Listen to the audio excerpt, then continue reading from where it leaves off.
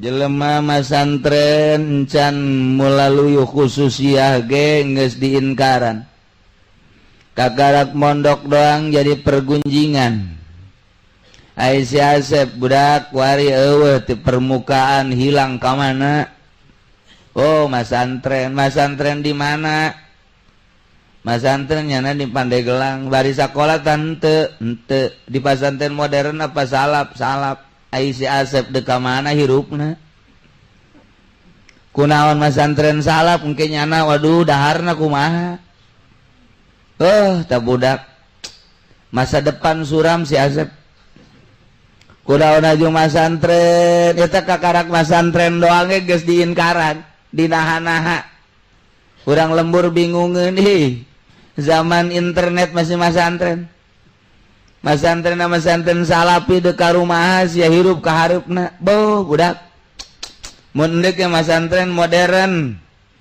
Ulah masantren salap, ieu mah masantren salap. Ijazah teu boga engke ka ditunang ojek sia kejeun kumaha ge. Mending mun aya motor namun eueuh.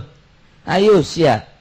Aduh, pergunjingan di kampung si Asep masantren. Eta kakarak masantren doang ge geus litun karo.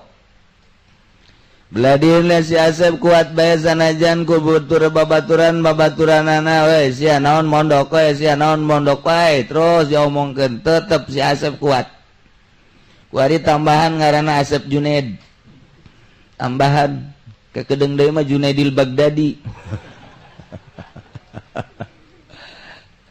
Aduh, si Asep hebat jasa ya. Kuari dihitung-hitung teh geus 10 tahun. Beuh luar biasa. Lamun muludan nyana protokolna nyana sambutan pribumi nyana kabeneran eueuh kori nyana. MZ teu datang jaga supaya nyana deui. Ngadua terakhir nyana deui diborong malam eta menang 5 berkat. Nyana kabeh geus mulai. Jahe teh si Asepnya tetep bae masih keneh jadi pergunjingan. 15 tahun nyana masantren. Awewe arembungan. Keur mimiti masantren umur 15 tahun, kuari masantren geus 15 tahun, can aya rencana kawin cenah geus 30 tahun. Uis geus mulai aya. Tawaran kawin can moal wakah heula. Emang kunaon? Lah can hasil maksud cekeuna teh. Waduh. Jasi atuh sakitu bang geus bisa ge dibandingkeun jeung urang lembur, tapi jeung nu bisa mah aing teu bisa. Neuk naon tuh? Neuk riyadhah. Bener ya tereh Junaidil ya. Neuk riyadhah cekeuna ieu. Ka mana ka Gunung Karang? Wah jadi dukun ieu mah ieu. Mulai nyana kuari mangaheyeuk dina ilmu batin. Neangan guru nyana waduh teu kapanggih-panggih jelek kebeneran aya. Terus kunyana diolah zikir, terus bae datang ke tijahar, datang ke kopi, wulu mulai baju na cumplang campling, litun karo. Asep, aduh sia teh sebenarnya normal henteu sih hirup. Kunaon? Atuh kopea sia mah beuh budak geus beureum kitu sakumaha Ki Ahmad. Sep baju asana aing maneuleun sia ka mamana eta deui. Di imah eta ka masjid eta aju sia mah aya ondangan eta emang eueuh deui baju teh mah hayang ieu bae baju sendal sia mah sabelah lain cepit atuh jama kesupuh para rugus sia sih sabenerna kumaha sih pikiran sia kabeh jadi pergunjingan padahal nyana keur riyadhah nyana teh keur ngawarah batin nafsu. Terus jadi pergunjingan. Sep, hirup tuh kudu bergaul, ngaranna ge makhluk sosial. Waduh. Coba tuh yuk di ditu tuh aya golek di pabuaran. Orang nonton golek yuk. Aya orkes deui. Henteu lah, henteu bae nyana mah serba henteu. Gaul tilok sorangan bae. Waduh, mantep jasa. Indung bapak lagi geus bingung, Sep. Aing maneuleun sia asana waduh sia sih deuk jadi naon ieu ku aing dipasantrenkeun di modalan kok kuari jadi cumplang campling kieu kadang-kadang aing maneuleun sia puyeng aya yang kawin atuh bebejan teu bah abah bae urus emak urus ulah mikiran kula sia deuk ka mana emang tujuan sia teh anak abah anak abah bae kula ge ngaku ngan ieu mah heulanan sementara ieu abah ngurusan emak kula mah geus urusan Aisyah deuk urusan naon tuh kula mah deuk jeung Allah bae boh budak Sep aing mah asana muringis ngadengesna muring ka pulu asal sia ngomong ka Allah bae nyaritakeun urusan rezeki geus kumaha Allah nyaritakeun negara kumaha Allah ditawaran kawin kumaha Allah bae atuh sia kumaha lalakonna henteu mah geus di ka Allah-Allahkeun bae wah Sep sana tinggalin lengkah ku batur kajen kula mah malelengkah dek lompat bae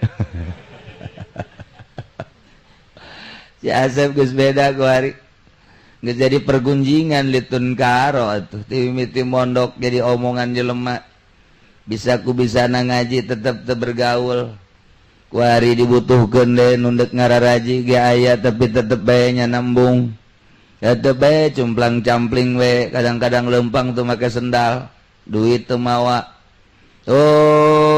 Masya Allah jadi omongan jelema kuari di mana-mana ngajinya nama ayana lain diharap di tukang bari ngarokok eta si Asep jadi kieu ya budak bujal kadang-kadang kadeule aduh geus gitu aya teu ngarokok hees geus kitu bae teh ngajina eta si Asep tanu hees dah aduh ngagurinjal nyana sial aing atuh sia teh guru les atuh DKS badi ditu henteu cenah hayang bari ngaji si kiai cenah sok aju nyinggung kula lain nyinggung mah nyerekan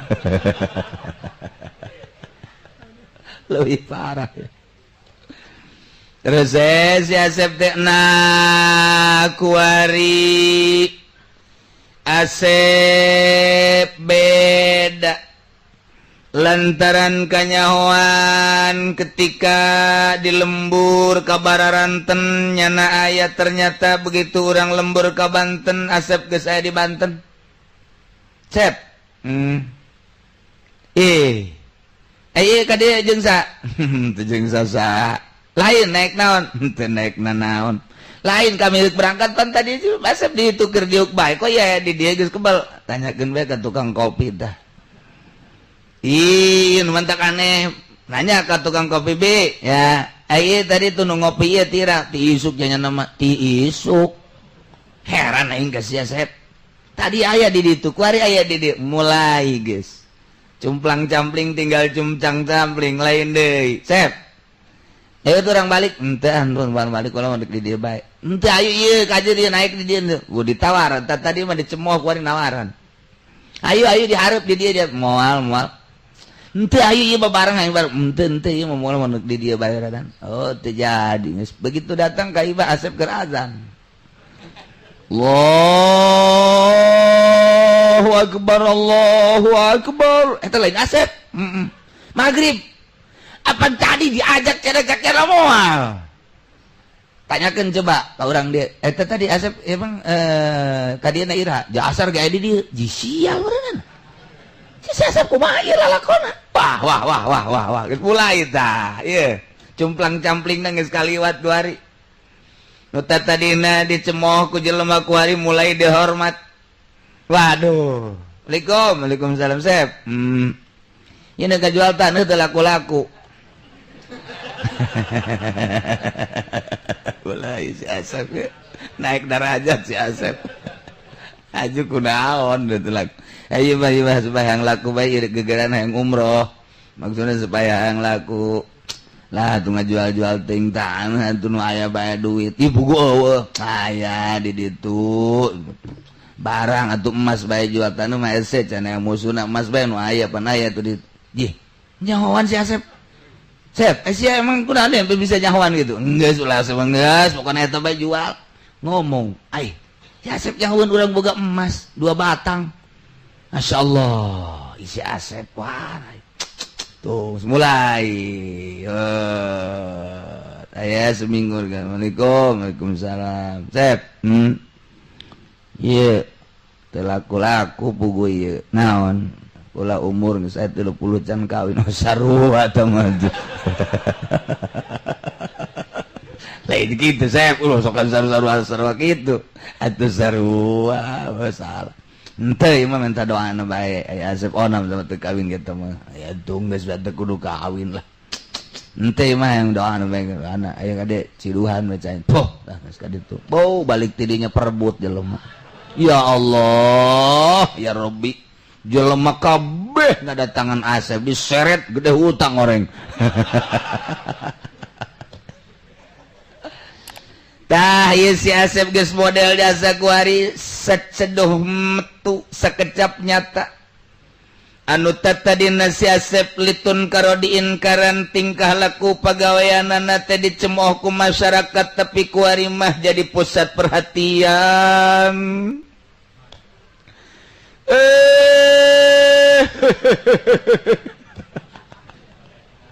Tapi ada bulan Rajab Malende ya.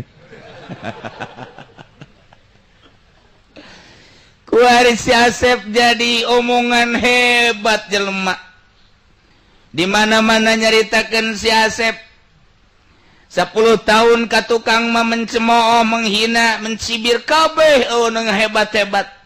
Setelah 15 tahun 20 tahun ka dieu teu karasa nu baheula ngomongkeun jadi ngamulyakeun.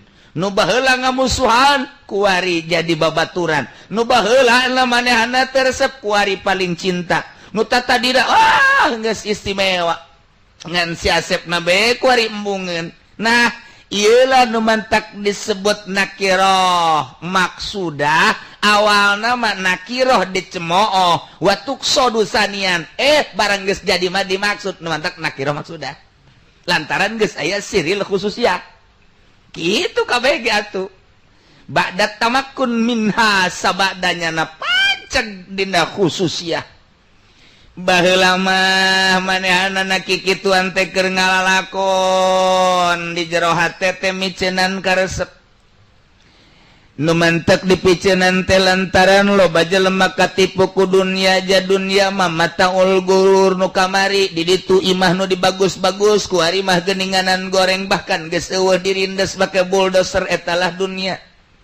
Nu belah ditu tatadina nyana ngabangun nu sakitu hebatna kuari mah geuninganan geus eueuh bangunan nu hebat teh jelemana duka ka mana etalah dunia. Kamari masih itu ngabereleng mobilna neuk make nu mamana ge aya bahkan dihitung teh hebat 12 13 nah tapi kuari mah geus eueuh hiji-hiji acan bahkan jelemana ge kuari mah geus muryangan be etalah dunia. Nah kulantaran kos kitu maka si Asep teh micenan supaya ulah cinta dunia, cintana teh kanu nyieun dunia bae. Geus melalui riadoh, mujahadah terus kikituan bae ti leuweung ka leuweung, ti gunung ka gunung, ti kampung ka kampung teh nu dimaksudna mah ieu teh micenan karesep diri ulah resep kana dunia. Geus bisa kuari mah dunia teh geus eueuh sasieur-sieur acan dina hatena. Kuari mambung babarengan jeung makhluk lantaran makhluk mangan sakadar boga dua rupa mun teu nyacad ngalem. Eta teh jadi karugian ka urang ketika urang dicacat, ketika urang di alam urang berubah cilaka. Nu mantak manehanana teh micin karesep kana makhluk ulah aya ulak ta'aluk putula patali jeung makhluk. Hiji be ta'aluk teh jeung Allah. Kuari bageus bisa Asep teh nomor katilu nafsu. Lantaran nafsu mah kendaraan setan. Setan teh ku Gusti Allah diciptakeun jang haru biru. Jang ngaganggu manusia dibere urang teh nafsu dikendarai ku setan dipiceunan ku si Asep nafsuna sehingga nafsu teh anu digambarkeun anjing hideung ku ari mah eta anjing hideung teh bisa ditungtun nu tadina mah anjing hideung nu nungtun urang ku ari mah ditungtun ku si Asep. Anjing teh bisa disingrah-singrahkeun eta lah nafsu. Nomor kaopatna setan. Eta setan ge lantaran di dirina geus eueuh karesep dunia makhluk jeung nafsu geus teu aya hese jang nyelap setan teh. Bahkan setan teh ampuneun boro-boro nanaon model kasirina Umar bae setan mah ti jauh keneh bae setan geus lumpat sieun. Kitu keneh kasirina Umar boro kasirina Umar deuleu sorban ngagantung bae setan kudu lumpat ieu aya Umarna kajen kuku mah ka sorbanna bae sieun. Ai urang mah setan teh tuh jadi babaturan mukhalid urang mah jeung syaiton. babarengan sa mobil rejeng, babarengan di DPR diuk, babarengan di MPR diuk, babarengan di pabrik diuk, bahkan dibisiki urang teh di pabrik ku setan teh, cek setan cokot eta sepatu lumayan 5 pasang ge kamun dijual jang tambahaneun ma'isyah boloon.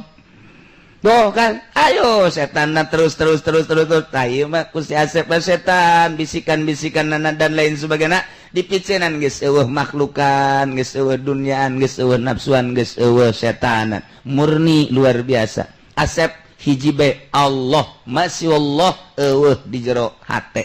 Kuari didatangan ku jelema nu susah cintaeun lantaran sering dibere, nu sugih resepeun lantaran tilok dipenta, pejabat geh datang resepeun lantaran tilok dikumaha-kumaha, ayang naon didoakeun nya nama nu penting mah kamaslahatan sebab diri nama maksudna naon, dunia geus teu hayang, makhluk geus teu resep, nafsu jeung sajarah mangata hiji bae ka Allah, berbagai lapisan bakal raresepeun lantaran di dirina resepna ka Allah. Numantak jelema sasalaman cium tangan lain ka manehanana, orang di jerona aya Allahan. Kurang kumaha si itu udeng-udengna gede, kurang kumaha si itu kasep jeung hebat, tapi gebungeun jelema cium tangan lantaran di jerona aya jawaraan. Kiai tinggal kiai tapi horenganan di jero hatena hate jawara, saha nu daek cium tangan ka jawara, malah mah hayang nampiling ka jawara. Mantak besi aya kiai ditampilingan eta teh lain nampilingan kiaina, horenganan hate nu berhate jawara. Kos gitu. Nah iyalah nu mantak nyana sasalaman teh lain sasalaman ka manehanana si Asep basapira si Asep, tapi jelema cintaeun, tapi jelema yang sasalaman bae horenganan di jero hatena murni aya Allahan. Bahkan bila perlu jelema deuk sararujud lain sujud ka nyana aya Allahan. Kos gitulah si Asep, wah istimewa. Nah awalan litun karo keur ngalalakon, kadua watuk soda saniat badat tamakkun minak, maka payazharu ilayhi sahibuha badal khopa, lahirlah rahasia kawalian sahibuha nu boga rahasia tersebut badal khopa sabadan nyepi. Numantak moal aya jelema jadi wali tanpa perjuangan, moal aya urang lamun neuleuh abuya di Cidahu, neuleuh hebatna ulah neuleuh hebatna neuleuh perjalananna, neuleuh Mama Bakri ulah neuleuh Mama Bakri kebelah dieu lah baheula keur perjuanganna, neuleuh Mama Sujai ulah neuleuh Mama Sujai kebelah dieu na neuleuh perjuangan memehna, neuleuh Mama Satibi ayeun ulah Mama Satibi belah dieu na memeh perjuanganna, neuleuh Mama Makmun teh ulah neuleuh bab ka dieu na keur memehna. Coba kumaha Nawawi Makmun Nawawi ulah neuleuh kitu Mama kitu busur kalim belah dieu na. Wow luar biasa. Deuleuh perjuangan baheulana ulah neuleuh Ki Khalil nu belah dieuna, deuleuh perjuanganana pahit anu luar biasa. Kapahitanana atuh manehanana mah jaba puasa bae riyadhah bae. Haju di dinya ge aya cai loba tapi tetep bae nya embung nginum. Urang mapan eueuh ge di teangan nya mah geus aya ge embungeun, bandingkeun urang jeung Mama Khalil. Hayu coba deuk kumaha tah. Numantak urang mah biasa-biasa bae lantaran urang mah jelema biasa akur bae. Ngahiji jeung jawara urang jadi jawara. Ngahiji urang jeung polisi urang jadi polisi. Ngahiji urang jeung petani urang jadi petani. Atuh naon bedana? Naon bedana? Ieu mah kiai teh atuh berarti ieu mah jeung pamarentah akur jeung tukang judi akur jeung tukang adu gotok ge akur bae. Atuh ieu mah lain kiai berarti ieu mah casingna doang. Casingna doang kiai, mesinna ieu mah mesin bok-brok. Tak eta wararese ge ngebersihan batinna sabada khofa. Be nyilip heula nu mantak di pondok pesantren mah eta teh tempat jang nyilip. Maksudna ka ditu deuk neangan siril khususiyah. Geus dimurnikeun pondok pesantren mah loba nu bertanya-tanya kunaon sih henteu dimewahkeun kiai. Oh lah bertanya ka aing, engke bae geus jadi kiai memewahan. Pan geus jadi kiai jadi memewahan, geus jadi kiai memewahan ge teu asa mewah. Kuarina dididik model kos itu kunaon kieu teh daek ngabangun pondok bagus 5 tingkat ge kabangun, ja duit mah loba di bank. Itu bae babari teh kos kitu mah tapi lah dididik. Kunaon sih kiai henteu make sakola mah teh jurusan syaitonir rajim. Kunaon teh dimodernkeun, modern ge teh jurusan jahannam. Ieu mah deuk dimurnikeun, ieu mah ulah berbau-bau dunia dimurnikeun ge sakieu ge murni dibau dina dimurnikeun ge bau dunia bae hese. Kunaon sih kiai teu narima awewe babari nyandung. Nepot eta pada sekolahan mah jeung awewe eta teh ngeunaheun nganjang resmi. Unggal poek si kiaina lain magaan ngaji neuleuh anu irungna mancung bae. Tuh kan? Itu cenah kiai mah ngadidik teh podol sero. Lah bohong. Bukti dah kadituna kiai na loba anu ajuna mah lah urang mun dicaritakeun mah di anu ngareuneuhan eta kiai.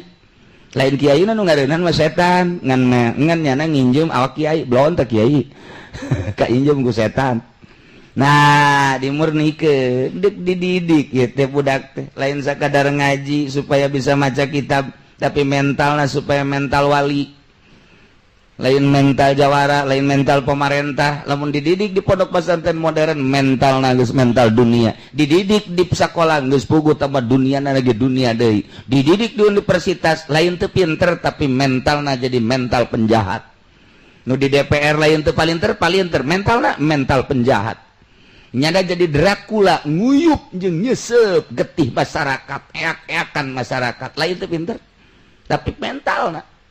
Nah iyalah di pondok pesantren dididik mantak lamun kiai nah hayang boga bangunan bagus pondokna kiai teh teu bagus lantaran berarti teu ngadidik ka santrina kajen kiai na mah gedong ge belon teh kiainya ayeuna nah hebatan aya santri teu meunang atuh geus jadi kiai jiganan teu meunang Tuan Abdul Qadir geus jadi wali mah nya daharna jeung bakakak aing murid da masa bodoh teu meunang jeung bakakak anjing tembak ge ulah.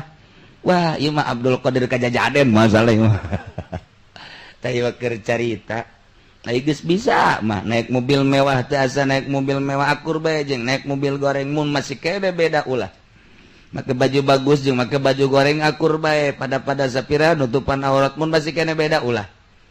Etalah si Asep teh keur ngariadohan eta ti mimiti takholi kemudian tahali datanglah kata jali maka ba'dal khofa lian tapabihil ibad manfaatlah hamba-hamba naon bae nu datang ka manehanana sangat merasakan tiis ngeunaheun jeung hasil maksud latahya bihil bilad hiruplah negara pasar jadi aya karamean jadi aya keberesan jadi aya melalui nasihat-nasihatna manehanana tetap dimanfaatkeun ku negara kitu keneh ku masyarakat berarti masyarakat jeung negara sangat ngabutuhkeun lantaran di jerona geus teu butuheun dibere sakitu teu dibere sakitu disanjung sakitu teu disanjung sakitu nya nama dijauhan sakitu di deukeutan sakitu lantaran geus ditapaan heula nu mantak lamun kiai can kungsi tapa belebah eta ngagibeg bae barang datang bae camat haju ngagibeg bae kakarak camat doang ngagibeg bah tuh komo bupati ba datang ngusruk coba camat bae datang ngagibeg atuh bupati bang usruk lamun datang bangsa gubernur eta mah lain ngusruk bapak nang ngusruk naon naon ba ya mah saluhureun ngusruk naon ringsak teh mah geus gepeng ringsak bae geus tuh batak loba kieu ringsak. Nah, eta teh diri daun atuh datang bae sebot. Jadi nama urusannya urusan orang mengaji bae nya nama urusan dunia nutup para ruguh nyikut lain urusan Al-Qur'an urang mah urusan Al-Qur'an toja iya urang jeung nyana. Atuh we datang bae urang mah menghormati kemanusiaanana. Adapun tujuan-tujuannya atuh masing-masing bae nyana-nyana urang-urang tabun kiai geus kos kitu kakarak eta kungsi riadoh.